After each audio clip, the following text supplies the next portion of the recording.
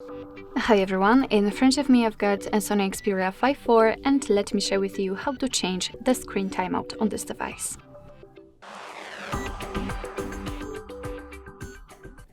So first of all we have to enter the settings and now let's scroll down in order to find the display.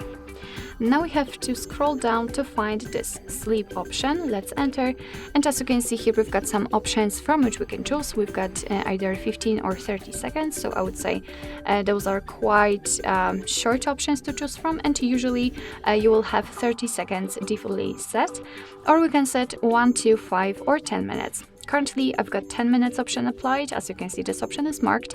So in order to change it, all you have to do is to simply tap on the option like to use.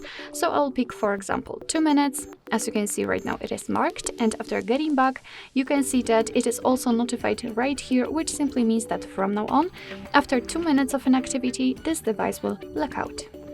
So basically, that's all. This is how to change the screen timeout in your SONY Xperia 5.4. Thank you so much for watching. I hope that this video was helpful, and if it was, please hit the subscribe button and leave the thumbs up.